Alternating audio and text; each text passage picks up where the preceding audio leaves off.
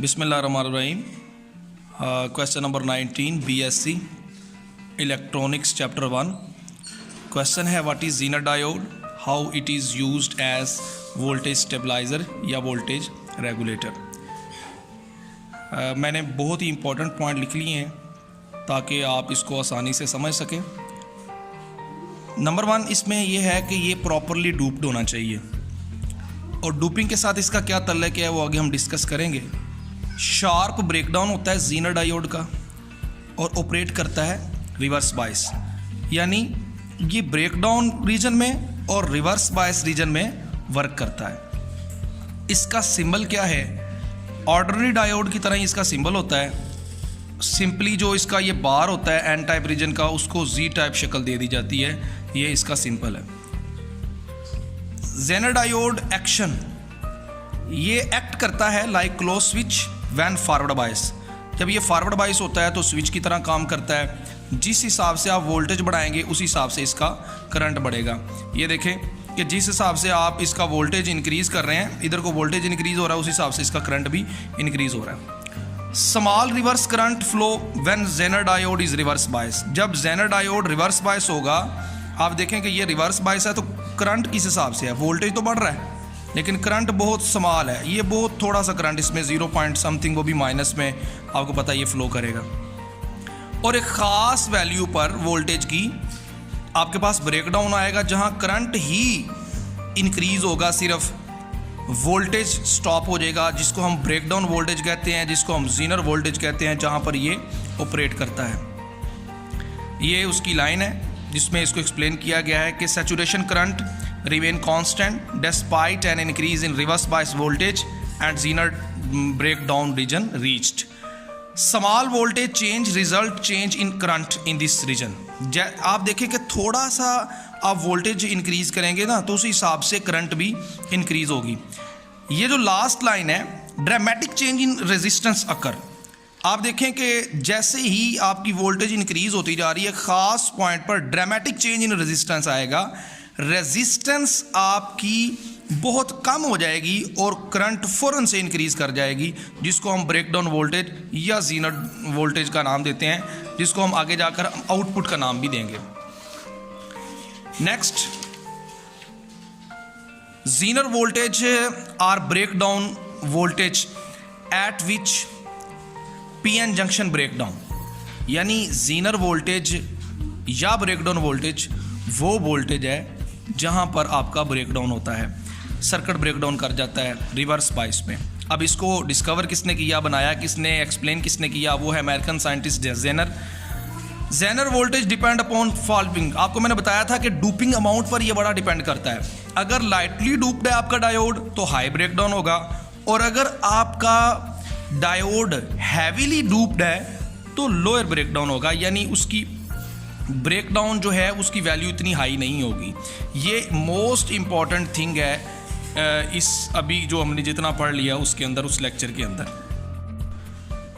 इसके बाद हमारे पास है इक्विवेलेंट सर्किट ऑफ ज़ीनर डायोड। अब इक्विवेलेंट सर्किट क्या है? हम दो ऐसे सर्किट बनाएंगे, एक बनाएंगे ज़ीनर डायोड के साथ और दूसरा बनाएंगे उसके इक्वल वोल्टेज के साथ, यानी बैटरी के साथ, और कंपेयर करेंगे कि जिस तरह बैटरी वर्क करती है, जिस तरह बैटरी हमें वोल्टेज सप्लाई करती है, इस तरह ज़ीनर डायोड भी हमें वोल्टेज सप्लाई करता है। आइए, ये मैंने एक सर्किट बनाया है ज़ीनर वोल्टेज के साथ और ये एक बनाया है बैटरी के साथ। इनपुट हमने इसको भी वोल्टेज दिया है, इसको भी वोल्टेज दिया है। यहाँ ज़ीनर करंट फ्लो कर रहा है, यहाँ भी ज़ीनर करंट फ्लो कर रहा है। ये वोल्टेज VG है बैटरी की। अब ज़ीनर जो हमें वोल्टेज देगा वो भी वोल्टेज हमारे पास VG होगी, जो कि आउटपुट वोल्टेज के बराबर होगी। देखते हैं, reverse voltage equal or more than breakdown voltage VG। जो रिवर्स वोल्टेज होगी, जो रिवर्स करंट के दौरान जो रिवर्स वोल्टेज हमने पीछे ग्राफ के अंदर देखी थी, वो बराबर हो या ज़्यादा हो किसके? ब्रेकडाउन, जो आपके पास ब्रेकडाउन वोल्टेज है ज़ीनर वोल्टेज का। Voltage across zener diode is constant VG। इसके अक्रॉस जो यहाँ पर आपके पास वोल्टेज होना चाहिए वो हमेशा के VG होना चाहिए। So ideal zener diode represent by battery of the voltage VG फिर जिस तरह बैटरी कोई करंट वोल्टेज फ्लो करवाती है, इसी तरह जेनर डायोड भी वोल्टेज को फ्लो करवाएगा। इसका ये है हमारे पास ऑन स्टेट, इसकी ऑन स्टेट है, यानी ये एज अ स्विच वर्क कर रहा है ना, क्योंकि हमने पहले पढ़ चुके हैं कि ये एज अ स्विच वर्किंग करता है। दूसरी इसकी स्टेट आप देखें वो ये है ऑफ स्टेट। ऑफ स्टेट के अंदर क्या होगा कि reverse voltage across Zener diode less than the Zener voltage. वहाँ क्या था, बराबर हो या ज़्यादा हो। यहाँ क्या है कि जो आपके पास रिवर्स वोल्टेज है अक्रॉस द जेनर डायोड वो लेस होनी चाहिए as compare to zener voltage या breakdown voltage, but greater of zero, zero से ज़्यादा होनी चाहिए। ये इसकी इक्वेशन लिखी हुई है। Under such condition Zener diode represent by a open circuit. ये ओपन सर्किट होगा यानी करंट फ्लो नहीं करेगा। नेक्स्ट है मोस्ट इंपॉर्टेंट इसकी एप्लीकेशन है जेनर डायोड की, और वो ये है कि Zener diode as voltage stabiliser या रेगुलेटर। स्टेबलाइजर कैसे किसे कहते हैं? फ्रिज के ऊपर आपने पढ़ा देखा होगा कि अगर वोल्टेज कम आ रहे हैं तो उसको इक्वल करके 220 करके वोल्टेज पूरा करके वो फ्रिज को देता है। और रेगुलेटर के तौर पर कैसे काम करता है कि पंखे की स्पीड कम या ज़्यादा करने के लिए आप रेगुलेटर का इस्तेमाल करते हैं, और उसके अंदर होता यह है कि उसके अंदर रेजिस्टेंस यूज़ की जाती है। पंखे की वो जो रेगुलेटर होता है, जब रेजिस्टेंस ज़्यादा होता है करंट कम, पंखे की स्पीड कम, और जब रेजिस्टेंस कम की जाती है करंट ज़्यादा, पंखे की स्पीड ज़्यादा हो जाती है। आइए इसको थोड़ा सा स्टडी करते हैं। Provide constant voltage from source whose voltage may vary over sufficient range. वो कहता है कि प्रोवाइड करें कांस्टेंट वोल्टेज सोर्स जिसकी जो रेंज है वो वेरी करती हो, यानी आप जो इनपुट दे रहे हैं यहाँ पर वो चाहे कम हो या ज़्यादा हो, वो वेरी कर रहा हो, आपको जो आउटपुट मिलनी चाहिए वो कांस्टेंट होनी चाहिए, क्योंकि जेनर वोल्टेज हमेशा कांस्टेंट आपके पास आनी चाहिए। तो जो आपके पास सीरीज रेजिस्टेंस आर है अब्जॉर्ब करेगा टू वी आउटपुट वोल्टेज को to constant V across the load. ये जो आपके पास सोर्स रेजिस्टेंस है ये वर्क करेगी आपके पास लोड रेजिस्टेंस के अक्रॉस आउटपुट को कांस्टेंट रखने में, क्योंकि अगर आप जेनर डायोड नहीं लाते तो सोर्स रेजिस्टेंस और लोड रेजिस्टेंस ये आपकी करंट को, एनर्जी को, वोल्टेज को ड्रॉप कर देगा, ज़ाया कर देगा, ब्रेकडाउन हो जाएगा, ख़त्म हो जाएगा।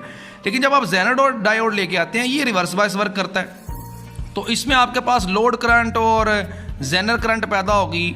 इस तरह लोड रेजिस्टेंस के अक्रॉस आपके पास आउटपुट चेंज नहीं होगी। ये जेनर सर्किट है, ये सेम वर्क करेगा लाइक एज जिस सर्किट के अंदर बैटरी लगी हो, इक्वल सर्किट इसको कहते हैं, इक्विवेलेंट सर्किट। और ये हमारी शर्त है कि जेनर वोल्टेज आउटपुट हमारी जो है उसके बिल्कुल बराबर होना चाहिए, आउटपुट एनर्जी आउटपुट लोड के बराबर। तो अगर हमारे पास ये जो करंट है सोर्स रेजिस्टेंस की करंट और लोड रेजिस्टेंस की करंट बराबर हो जाए, इसका मतलब ये होता है कि वी आउटपुट लेस देन हो गया जेनर वोल्टेज से, तो ये नॉट कंडक्ट, ये कंडक्ट नहीं करेगा। कंडक्ट सिर्फ इस केस में करेगा जब जेनर वोल्टेज हमारे आउटपुट वोल्टेज या आउटपुट एनर्जी के बराबर हो। Zener diode will conduct when voltage drop across R, इसके अक्रॉस वोल्टेज जो है वो ड्रॉप होनी चाहिए, input energy minus output energy. कुछ पिक्चर में आपको साथ साथ शो कर रहा हूँ। इन पिक्चर के ऊपर जो थ्योरी लिखी हुई है या जो डायग्राम लिखी हुई है ये आपने अच्छे तरीके से पढ़ना है कि ये आपके पास वोल्टेज जो है वो इंक्रीज़ कब होती है और डिक्रीज़ कब होती है। इसी तरह जो आपके पास लोड रेजिस्टेंस के अक्रॉस आउटपुट है वो इंक्रीज़ या डिक्रीज़ कब होती है। ये पिक्चर आपको शो कर रहा हूँ साथ साथ, उसे भी आप लाजमी देखें। अब है करंट थ्रो रेजिस्टेंस, वो आपको मैंने बताया है कि जेनर करंट और लोड करंट के बराबर होगी। इसको सम करेंगे आप। The value of the resistance will be by Ohm law. आप देखें कि ये आउटपुट बटा इनपुट की एक रेशो काउंट हो जाती है। This relation show the regulator और stabiliser property of the diode, यानी मेन मैटर करता है इसके अंदर रेजिस्टेंस, सोर्स रेजिस्टेंस और लोड रेजिस्टेंस, जिसकी मदद से आप ये देखेंगे कि आपका जो रेगुलेटर है वो वोल्टेज को इंक्रीज़ कर रहा है या डिक्रीज़ कर रहा है। मोस्ट इंपॉर्टेंट थिंग जो पिक्चर शो कर रहा हूँ, इसको वीडियो को स्टॉप करके अच्छे तरीके से इसको रीड करें कि ये कैसे इनपुट आउटपुट को इंक्रीज़ या डिक्रीज़ करता है।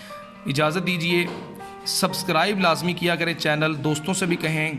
मैं बहुत इंपॉर्टेंट पॉइंट जो है वो निकाल कर पहले लिखता हूँ, लिख कर फिर आपको एक्सप्लेन करता हूँ। अल्लाह ताला आपको कामयाब करे, कामरान करे, मुस्तकबिल में आप लोग जो है अच्छे मार्क्स से और अच्छी पोजीशन पर हों। अस्सलाम वालेकुम।